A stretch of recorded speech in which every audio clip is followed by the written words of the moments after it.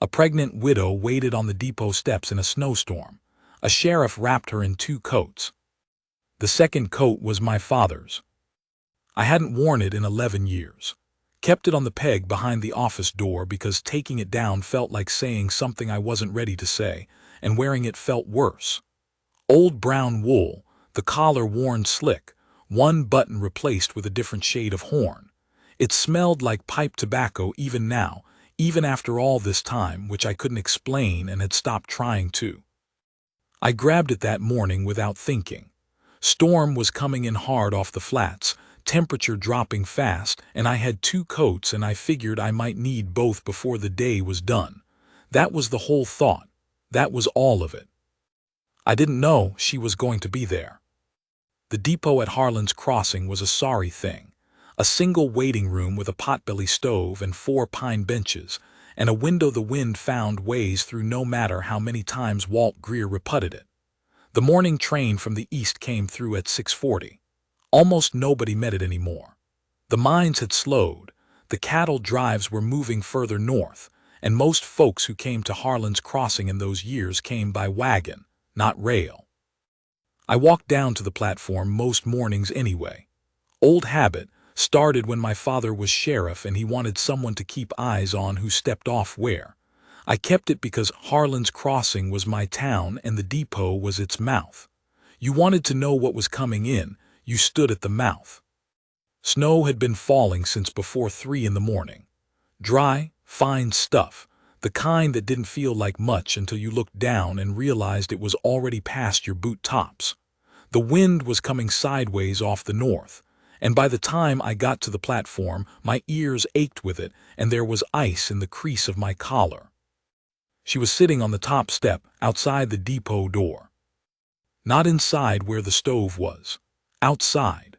On the step, with a carpet bag beside her and a smaller cloth bag in her lap, and a coat on that was made for a different climate entirely. Dark blue wool, city-made. The kind of thing that looked fine in a photograph and did almost nothing in a Wyoming winter. She had her arms wrapped around herself and her head down, and there was snow on her shoulders and her hair on the top of the carpet bag. She'd been there a while. I stopped. She didn't look up right away. When she did, her face was pale and tight with cold, and her eyes were dark brown or near enough, and she looked at me the way a person looks at something they haven't decided about yet. Not frightened, not relieved either, just watching. She was pregnant, well along. 6, maybe 7 months, something like that. Hard to tell with the coat and the way she was folded in on herself, but you could see it clearly enough when she shifted, trying to straighten up. I said, "Morning, station's open, ma'am. You could be inside where it's warm." She said, "I know, just that." 2 words flat, not rude exactly but not inviting anything either. I said, "Why aren't you?" She looked at me for a moment longer, then looked back down at the step. Walter Greer told me to wait outside until someone came to collect me, said he wasn't running a hotel. I stood there with the snow hitting the brim of my hat and the wind doing what it did, and I thought about Walt Greer, who I had known for 22 years, and I thought about what I was going to say to Walt Greer, and I thought about the woman on the step with the city coat and snow on her shoulders. I took off my own coat first. It was a good heavy canvas-lined wool, county-issued, with the badge on the left breast. I folded it twice and held it out. She looked at the coat, looked at me. Said, "I can't take your coat." "You can," I said. "And you're going to, and then you're going to go inside and sit by the stove, and I'll be right behind you." She didn't move right away. But she didn't argue either, and after a moment she took the coat. She had trouble getting her arms into it with the bag in her lap, so I held it open and she worked herself into it, and I got a close look at her hands then, red and shaking, the fingers stiff. She'd been out there a long time. I thought about the second coat. I pulled my father's coat off my other arm and put it around her shoulders over the first one, holding the collar up around her ears, and she made a small sound, not a word, just a breath caught and released, and I don't think I'll forget that sound. What a thing costs is in a sound like that, what a person has been carrying. Let's get you inside, I said. I picked up the carpet bag. She didn't argue about that either. Walt Greer was behind his counter when I came through the door, and he looked up with the particular expression of a man who's done something he suspects was wrong and has been waiting to see if anyone noticed. I didn't say anything right away. I got her settled on the bench nearest the stove. She sat down heavy and slow the way heavily pregnant women do, and she held both coats around her and put her hands toward the stove, and the color started to come back into her fingers a little at a time. I went to the counter. Walt said, "Now, Cal." I said, "Don't." He stopped. I said, "How long was she out there?" He didn't answer. "Walt." "Train came in at 6:40, he said. "It's not past 7 yet, so." "So 20 minutes, I said. "In a temperature that's below zero with wind coming off the flats with a woman who is expecting a child, in a coat that wouldn't keep a dog warm." I let that sit. "Why?" He started to say something about not knowing what her situation was, about it not being his job to take in strays, and I let him get through about half of it before I put my hand flat on the counter. "She's a human being," I said, "and she was in distress, and you have a stove 6 feet from where you're standing, and you told her to wait outside." I kept my voice level. I'd learned over the years that level was worse than loud in some ways. "If I hear you've done that to anyone again, Walt, anyone, we'll have a longer conversation than this one." I left him there and went back to the bench. She had the coats pulled tight and she was watching me, the dark eyes steady. I sat down on the bench across from her, put my hat on my knee. She said, "You're the sheriff." "Cal Briggs," I said, "you have someone coming to meet you." She said, "No." I waited. "My husband's brother was supposed to," she said. "I wrote 3 times, he never wrote back." She looked at the stove. "I came anyway, I had nowhere else to go." "What's his name?" "Decker Marsh. He has a spread northwest of here, I was told.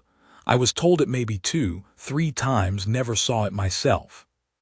I knew Decker Marsh. Most everybody in Harlan's Crossing knew Decker Marsh, or knew of him, which was not the same thing as knowing a man in any way that counted. He'd had the spread for 6 years or so, ran a few dozen cattle, kept mostly to himself, and had the reputation of a man who didn't put himself out for others unless there was something in it for him. His brother, I hadn't known he had one, must have been a different kind of person to end up with this woman. "You're his brother's widow," I said. "Thomas Marsh," she said. "Thomas died in October, fever." "I'm sorry." "We'd been married 14 months, she said. Simply, the way you say a fact. Then she was quiet for a moment and I watched her hands on her lap steadier now, the shaking gone out of them. I thought with the baby coming, maybe family, maybe some kind of place. I had a little money from what Thomas left, enough for the train, not enough for much more. She looked at me. "Decker Marsh doesn't know I exist, does he?" It wasn't quite a question. I said, "He hasn't mentioned it." She nodded just the once. "Well," she said. I looked at her for a moment, looked at the 2 coats around her, one of them with a badge on the breast and one of them smelling of pipe tobacco and 11 years on a peg. Looked at the way she held herself, straight back despite everything, chin level, eyes tired but not beaten. "What's your name?" I said. "Nora," she said. "Nora Marsh, I suppose, though I haven't quite." She stopped, started again. "Nora Aldine was what I was before." "All right, Nora," I said. "Let's get you somewhere warm and fed, and then I'll ride out and speak to Decker Marsh." She looked at me like she wasn't sure what to do with that. I wasn't entirely sure myself, but it was what needed doing so. I had 4 rooms above my office, more than a single man needed, left over from when the county had the idea the sheriff might need to board a deputy and the county's ideas, and the county's money rarely arrived at the same time. There was a small stove in the front room, a decent enough bed in one of the back rooms, a washstand, a window that faced east and got morning light. I got a fire going and put the kettle on and found the blanket I kept in the chest and told her she should sleep if she could, that it was barely 7 in the morning and the day had already been hard enough. She stood in the middle of the front room with both coats still on and looked around slowly, and she said, "This is your home." "Part of it," I said. "The office is through there, it's fine. Nobody needs these rooms right now." "I don't want to be a burden," she said. I said, "You're not." She looked at me again with those dark eyes, that measuring look, like she was trying to find the catch. I said, "There's no catch, Nora. You needed somewhere to be. This is somewhere to be." She sat down in the chair by the stove slowly, and she put her face in her hands for just a moment, and I couldn't tell if she was crying. I don't think so. I think she was just stopping, the way a person does when they've been moving so long out of pure necessity that the first moment of stillness costs them something. I made her tea and left a plate of bread and the small piece of cheese I had, and told her I'd be back by midday. She said, "He's not going to want me, is he, Decker Marsh?" I said, "I don't know that yet." "But you suspect." I was quiet for a moment. She had a right to the truth, I figured, more right than she had to a comfortable lie. "I suspect he may take some convincing," I said. She nodded slowly. "And if he won't be convinced?" "Then we figure out what comes next," I said. "That's all, we figure it out." She looked at me for a long moment, and then she picked up the tea and wrapped both hands around the cup and looked at the stove. I got my hat and went out. The ride northwest was cold and slow. The snow had stopped falling, but what was on the ground was deep and uneven, and my horse Birch, who was 17 years old and had opinions about weather, made her feelings known every mile or so in the form of a sideways step and a flick of her ears. I talked to her some. We had an understanding. Decker Marsh's spread was a decent piece of land that had never quite been worked as well as it could be. That was the impression it gave from the gate, the fence posts tilted here and there, the barn roof with a soft spot in the middle, a horse pen with 3 horses in it but the water trough iced over. A man who did the minimum. Not lazy exactly, but not proud of his place either, which told you something. He answered the door in his union suit with a cup of coffee, and a look on his face like I was a smell he hadn't expected. I told him about Nora. He listened, or he appeared to listen, which wasn't the same thing. His face didn't change much. When I was done, he drank his coffee and said, "I got her letters." "And you didn't write back?" "Didn't see what good it'd do," he said. "I don't know this woman. Thomas and me weren't close. He moved east years ago, found himself a wife, that's all I knew. I got no room and no use for," he paused, "complications." He used that word like it meant something dirty. I said, "She's your brother's widow carrying your brother's child." "People have complicated situations all the time," he said. "Not my doing." I stood in his cold doorway and looked at him and thought about a few things at once. About Thomas Marsh, who must have been a good man because Nora Aldine had married him, and Nora Aldine did not strike me as a woman who made poor choices, and about the child that was coming, and about what it meant to stand in a warm doorway while someone froze on a depot step because she had nowhere else to go. I said, "I'm not asking you to love her. I'm asking you to do what's right by your brother's memory." Decker looked at me. "That's a fine speech, Cal." "It's not a speech," I said. "She's in my office right now. She's got about enough money left to last her 2 weeks in a decent boarding house if she doesn't eat much. After that, nothing." I let that land. "She came here because there was nowhere else. Family is a hard thing to turn your back on when there's nowhere else." He was quiet. "I'll think on it," he said, which was the thing men say when they've decided no but aren't ready to say it to your face. I looked at him for a moment more. Then I put my hat on and turned and walked back to Birch and rode back to town through the cold and the snow. There were things I could do and things I couldn't, and I knew which side of that line Decker Marsh sat on. I couldn't make a man take in his brother's widow. I could make his life inconvenient in small official ways, and I could make it known around town what kind of man he was choosing to be, but neither of those things fed a woman through a Wyoming winter. So I thought about what I could do, and I started doing it. Nora was asleep in the back room when I got back. I could tell by the silence, the particular settled silence of a room where someone is finally resting. I moved quiet through the front room and stoked the stove and hung up my hat and coat and sat at my desk in the office with the connecting door cracked and thought. She woke up about 2 in the afternoon. I heard her moving, heard water in the washstand. And then she came to the doorway between the rooms with her hair down from whatever she'd had it in and her feet in stockings and the color back in her face. And she looked considerably more alive than she had at 7 that morning on those steps. I said, "How do you feel?" She said, "Better." "Then, you went to see Decker Marsh." "I did. And he's thinking about it," I said. She looked at me steadily. I think she knew what that meant.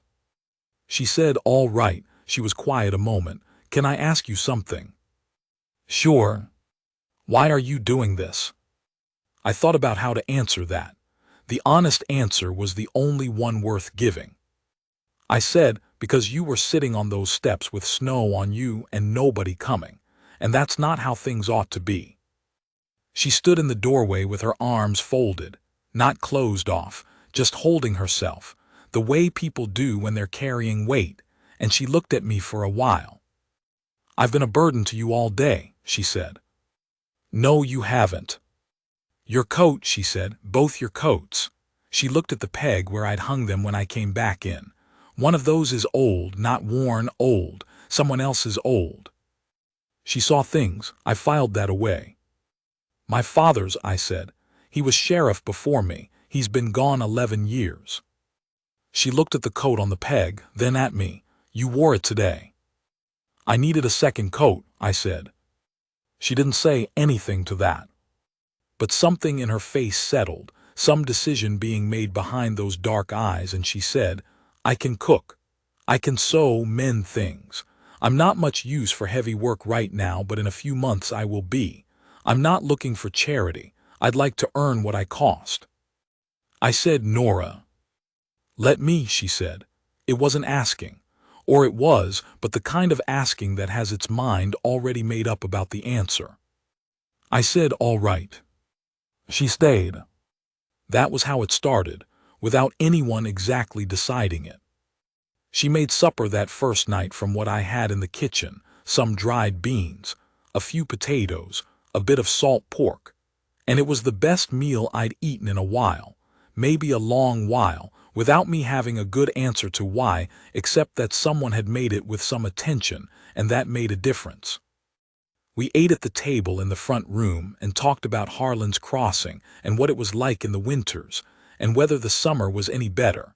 And she told me about Eastern Ohio, where she'd grown up, and I told her about what Harlan's Crossing used to be before the mines turned slow, and it was easy. I hadn't talked like that in longer than I could account for.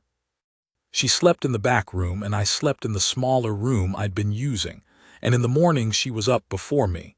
I'd come out to find the stove already going and coffee on, and I'd eat and go downstairs to the office, and she'd be there when I came up at midday and at supper.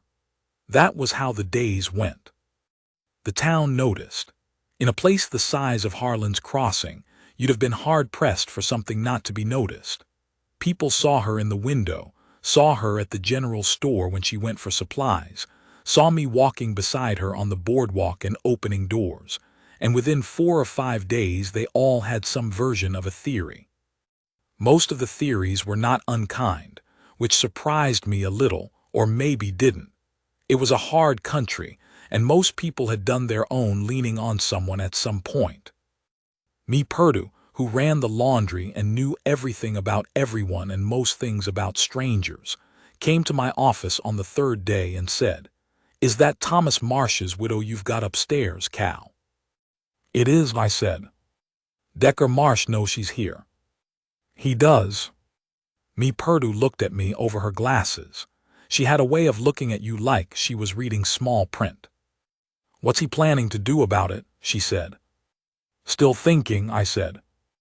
Me made a sound, not a word, just a sound that said everything necessary about what she thought of Decker Marsh's thinking. She said, does she need anything? She's getting along, I said. I'll send some things, me said. Fabric, she'll need things for the baby. She left before I could say anything else. That was me. Over the next week I found out that me wasn't the only one. Roy Adler at the general store told Nora he'd extend her credit. No hurry. Doc Hunsaker, who was technically the county's doctor and operated out of a room behind the barber shop, came to call and made sure she was doing well and coming along right, and refused any payment, and told me privately afterward that she was a healthy young woman in good condition, and the baby was in the right position and everything was as it ought to be. Even Reverend Pell, who was a formal man not given to gestures, left a small bag of canned goods at the office door without knocking. Harlan's Crossing wasn't always this. I knew that. I'd seen its other face, the harder one, the one that had no room for strangers or complications. But there were good people in it too, and they showed themselves when it mattered, and watching them do that for this woman who'd come to us on a depot step in a snowstorm was something I didn't quite have a word for but felt in my chest in a clear and settled way. Decker Marsh came to town on a Thursday, 2.5 weeks after I'd ridden out to his spread.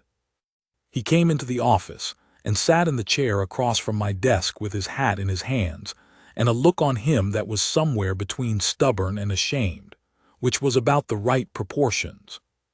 He said, I've been thinking. I know, I said. I'm not a family man, he said. I don't know this woman and I don't know how to. He stopped, started again. Thomas made his life somewhere else. That was his choice. I'm not saying he was wrong. I'm saying I didn't have a part in it and I don't know what I'm supposed to do now. I said, do you want to meet her? He was quiet. I said, not committing to anything, just, she's upstairs. A long pause, then he nodded barely. I went upstairs. Nora was at the table with a piece of sewing in her hands. She'd been sewing small things for weeks, small shirts and wrappings, working through me Perdue's fabric, and she looked up when I came in and I said, Decker Marsh is here. He'd like to meet you if you're willing. Something moved across her face. She set down the sewing. She stood up carefully, straightened herself, put her hands flat on her thighs for a moment like she was pressing out the wrinkles or steadying herself or both. She said, all right. I brought him up. They looked at each other for a moment across my front room, the big silent man with his hat in his hands and the pregnant widow with her straight back and her dark eyes, and then Nora said, I know you didn't ask for this. Decker said, I know you didn't either. It wasn't warmth, it wasn't family, but it was honest, and honest was a place to start. He came back twice more over the following weeks. Didn't say much either time, but he came.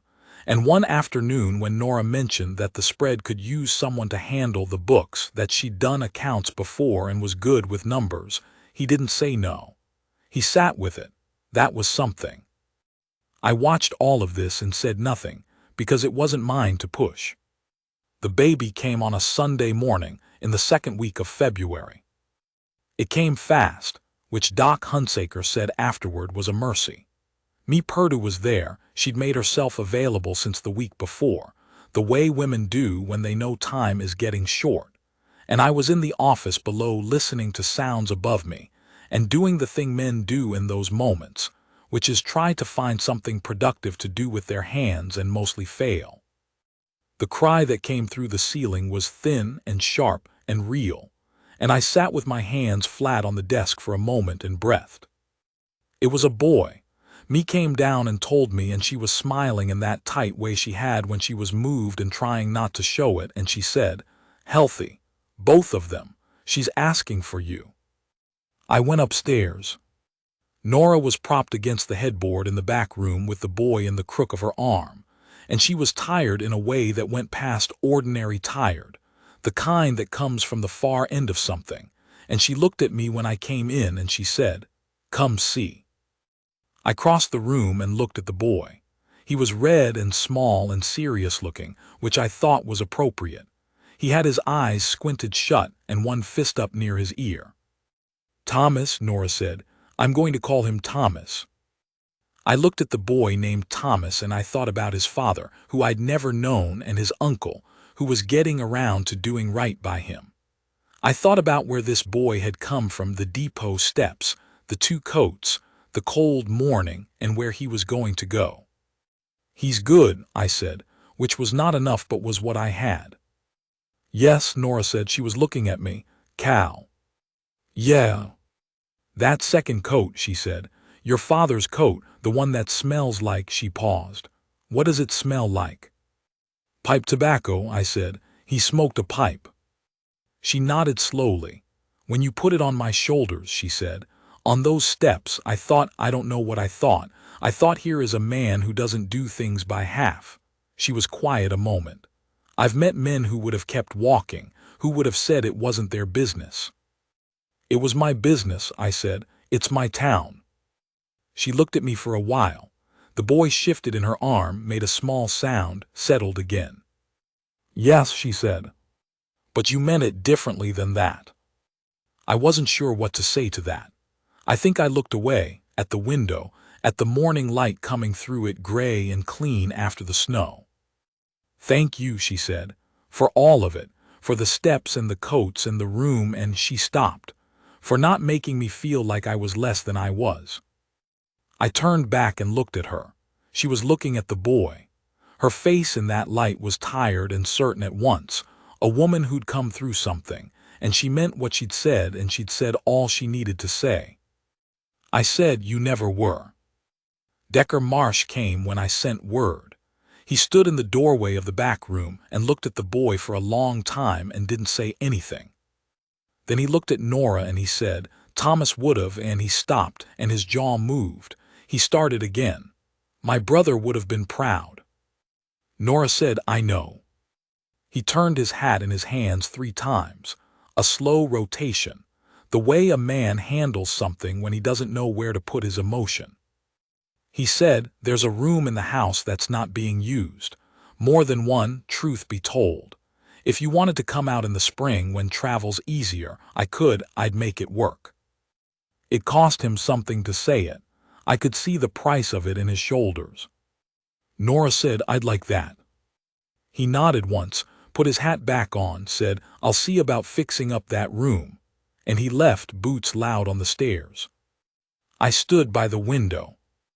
Nora laid the boy down in the small bed me had brought over, a cradle, really, old enough that the wood was near black, and she stood with her hands on the rail for a moment. "You set that in motion," she said, without turning around. "He found his own way," I said. "With a push." "A small one." She turned and looked at me across the room, and there was something in her face that was hard to look at directly, not because it was bad but because it was clear. The way a person looks at you when they've decided something fully and aren't uncertain about it at all. "In the spring," she said, "when I go to Decker's, I'll still come to town sometimes." "Sure," I said, "it's not that far." "No," she said, "it's not that far." She was quiet. The boy slept. She said, "I'm not ready to say whatever the next thing is. I know that, but I'm also not." She stopped, tried again. "There are men who do things because they have to, and there are men who do things because of what's inside them." She looked at me straight. "You're the second kind." I didn't know what to say to that either. I said, "Nora." She crossed the room and she stopped in front of me and she put her hand flat against my chest, over my heart, and held it there. Just that. Her palm flat and warm through the shirt, and she looked up at me, tired eyes, certain eyes, and I felt the weight of that hand like something I'd forgotten I was missing. She said, "The coat, the one you put on my shoulders that first morning." "Which one?" I said. "Both of them," she said. "But the second one especially." She looked at me. "You didn't give me something you weren't using. You gave me something you were holding onto." I couldn't argue with that. She stepped back, put her hands at her sides. "Spring," she said. "Spring," I said. The winter went the way Wyoming winters go, long and cold and occasionally so still that the world outside the window looked like a painting of itself. No motion, nothing moving, sky the color of iron. She stayed through all of it. She helped around the office, kept the upstairs warm, made meals that I ate without thinking about how much better they were than what I'd been eating before, because thinking about it would have meant thinking about after, and I wasn't ready to think about after. The boy grew fast the way new things do. He learned to focus his eyes, learned to follow sound, started making sounds himself, grunts and small alarmed vowels that meant nothing and everything. I held him a few times. I wasn't practiced at it.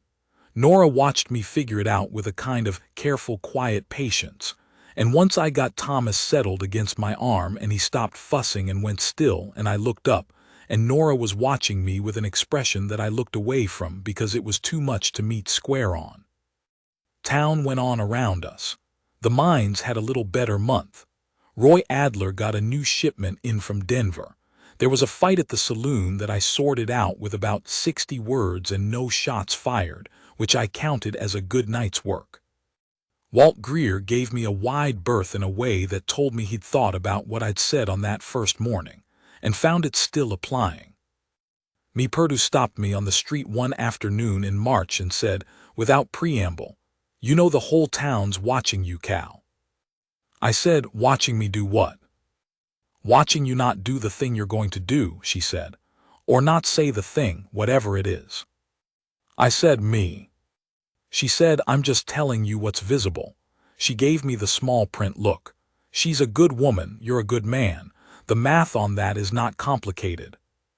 She walked on. Me Perdue never waited for an answer because she'd already figured out the answer before she asked.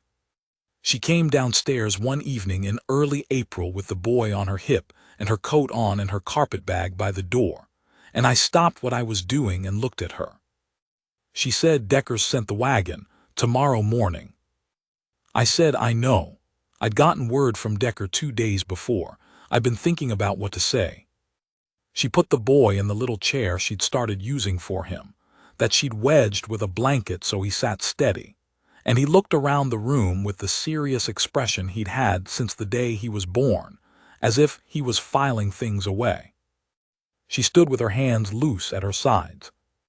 I said, "It's 6 miles. She said, "I know it is. I ride that way sometimes." "For other reasons," she said. "Sure," I said, "other reasons." She looked at me. She said, "Cal." "Yeah.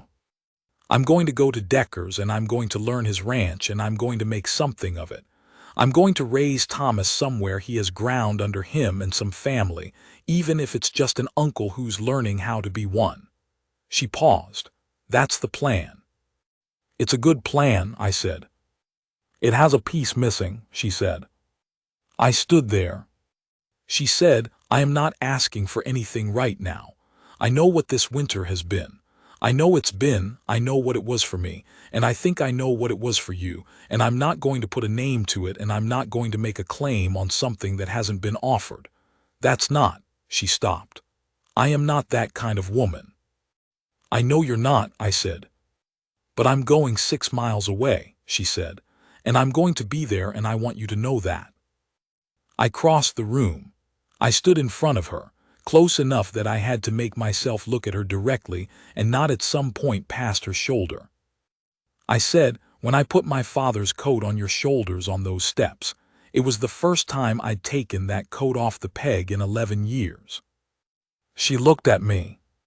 "First thing I've done in 11 years that felt like something starting instead of something continuing," I said. She reached up and put her hand against the side of my face, her thumb just below my cheekbone, and looked at me the way she'd looked at me in the back room, certain and clear and not uncertain about a single thing, and she said, 6 miles. 6 miles, I said. She stepped away, picked up the boy. He made a small sound of protest at being moved from the chair and then settled against her shoulder, one fist at his ear, already drifting. She said, "Come to supper Sunday." I said, "I'll be there." There's a thing that happens when you've been alone long enough, not lonely exactly, just alone, which is different, where you stop noticing what you've accommodated yourself to. The quiet, the particular shape of an evening by yourself. You get so used to working around a thing that you forget you're working around it. I noticed it that first Sunday I rode out to Decker's.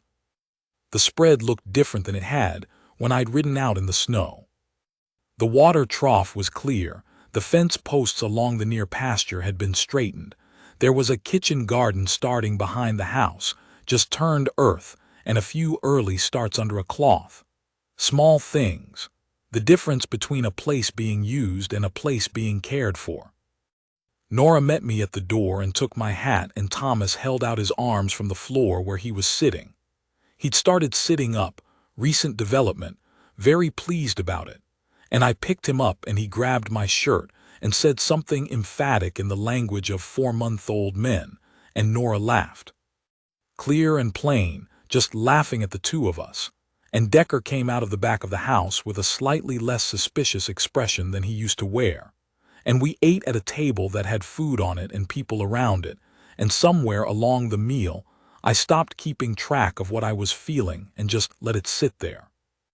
After supper, Decker excused himself in the way of a man who knows when he's not needed, and Nora and I sat on the step outside, and the boy was asleep inside, and the evening was cold but not cutting, the kind of cold that cleans the air out and makes everything sharp.